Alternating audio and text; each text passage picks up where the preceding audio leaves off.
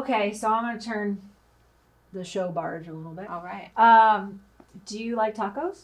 Love tacos. Yeah. Austin, hey. What? Yeah, I just had to have a burrito because I was in Arizona. Okay. And, you know, they're more into they're more burritos? burrito people at California and Arizona. So, Really? and even Nevada, yeah. Okay. The guy brought me, my friend's boyfriend brought me dinner, and he was supposed to bring tacos, and he came back with burritos. Because I think it's just like east of a certain state, then we get into tacos. Okay. Do you like tacos? Yeah. I mean, I was a burrito person, but now that I've been here and there's like a taco place every street, like there's a taco place as many tacos as there are Starbucks or more. Oh, yeah. So like I've had to get into tacos. Like, yeah, I love a good taco. I like Taco Deli, Tarchi's tacos. I've had like the different taco trucks, like good stuff. Do you have a favorite taco place here in town? Oh, man. I do like me some Veracruz for sure. Oh, And I'm blanking on the other one that I like. It's on the corner of Lamar and Oltorf, and they have another location on South Congress. It starts with a P, but I've been out of Austin a lot this year. So if you know that place, it's very good. not Moddies or Mods. No, it's like there's like 2 tables inside. It's not really like a full restaurant. Okay. I'll think of it. But there's so many delightful ones. But if you do go into burrito land, if you do make it to California, everyone has to try the California burrito. Okay. Do you know what is the California burrito? No, I'm guessing it has avocado in it though.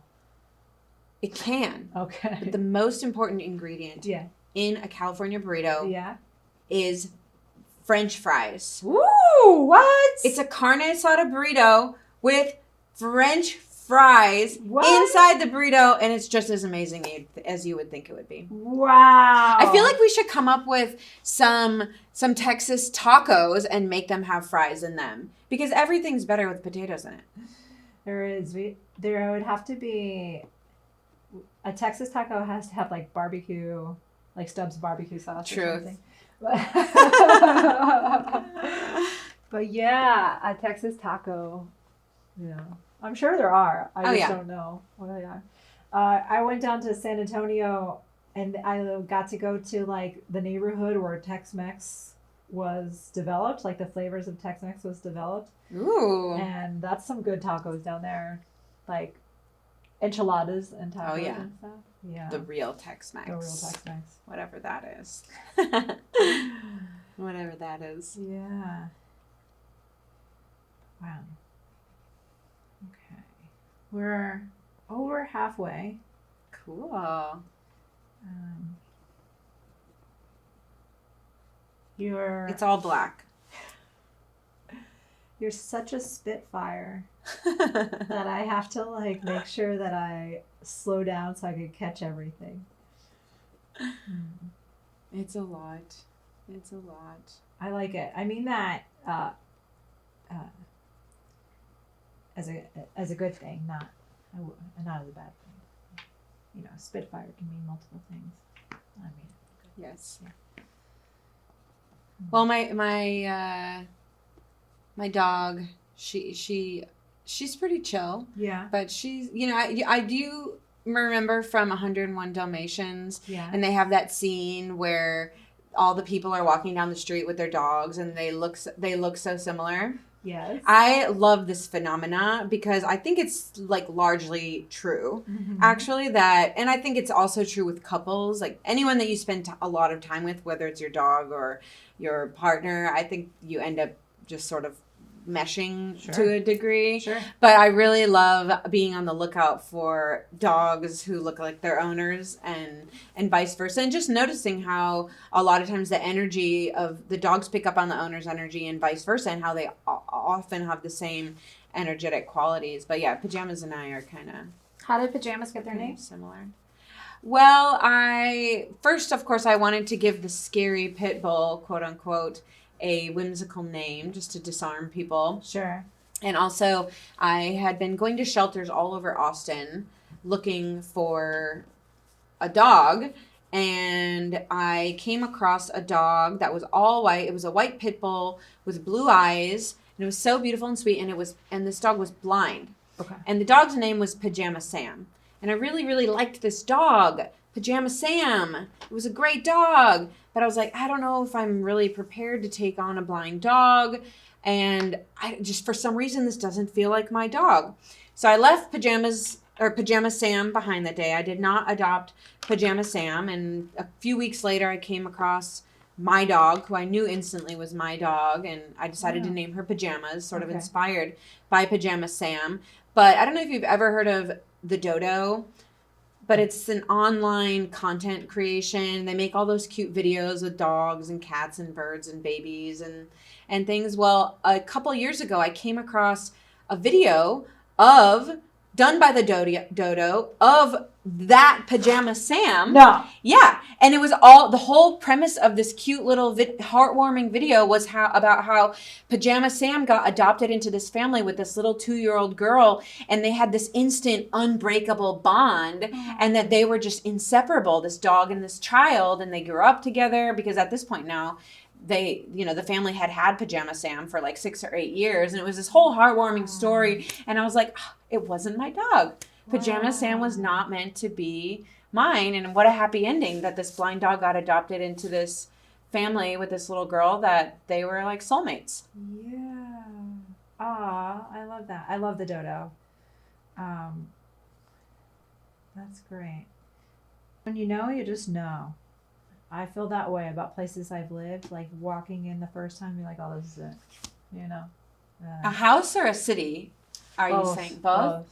Yeah. I mean, for cities, I usually know that before I even get there. But like if I'm unsure about a place, I allow myself to be, like, I make sure I'm open enough to like it if I'm unsure. Mm-hmm. There really hasn't been anywhere I've been though where I'm like, nah. You know? Yeah. But you're adaptable. Yeah. Well, because I did move around a lot, so yeah, I fundamentally believe we can be happy wherever we are because you're intrinsically happy. You just have to figure out what you need in each location. I will admit that it did take me a while to figure out how to find that here in Austin. One of the things I relied on was public transportation. Yeah. And also I like cold weather. So that took me a minute. Yeah. There's some curves there to learn. Yeah. And what's a city that you have that you just feels like home whenever you go? New York City. New York City? Yeah. But also any place with a beach. Mm-hmm. So I was in New York for 17 years, and a friend died, and it was like very sudden, and I was like, well, that can happen to me, right? Mm-hmm. So like, what would be one thing I regret from my awesome life? Like I did everything I wanted. Like what would be the one thing? And it would be living next to a beach. Like I had always wanted to live back in California. So I picked up everything and was ready to head out west, and then moved here, supposed to be temporary to help my parents with some medical stuff. They're great now. And then COVID happened. Mm-hmm. And so now I'm here. And here we are today. That's right. Cool. Well, the beach is waiting for you. That's right. Where are you going to go when you get to California? Well, originally I had thought LA, but after I went to San Francisco last year and really loved that. I really like walkable cities. So after living here in a driving city, I'm not sure that LA is the place for me. Yeah, it's totally driving everywhere, Yeah. So we'll see. But after I leave here, the first year, I'll just do a lot of traveling. You had mentioned Africa. I also want to pick a place in Africa. So the first year I leave, I'm going back to Japan. I'll go to Chile, Switzerland, and then I want to pick a place in Africa. What an amazing adventure. Yeah. Wow. Yeah. So, I haven't yet. Like a lot of people suggest Morocco, and I feel like that's a good entry point. Mm-hmm. Totally. I've seen Casablanca. But yeah, I mean, I like a good surf city too, so maybe that'll help narrow it down. I've got until 2026 to help to really realize this plan.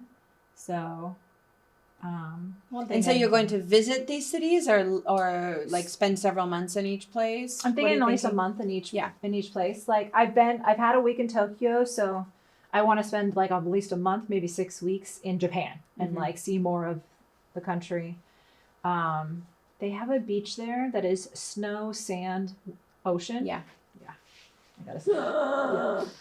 Yeah. And like I've been to in and outside of Zurich, but haven't been to like too many other places in Switzerland.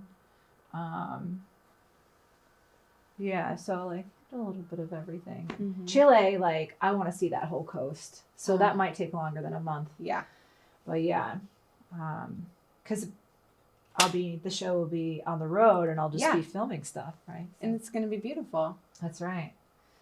And you're going to get such a deeper color and culture of the place, meeting people, drawing them, connecting with people. Yeah. I'm studying 3 languages at the moment. Only 3? Oh my goodness. What an underachiever you are. Well, one of them I've been studying since like 5th grade, Spanish. Like, I've been, grew up in Texas and California. Like you have to learn some Spanish, right?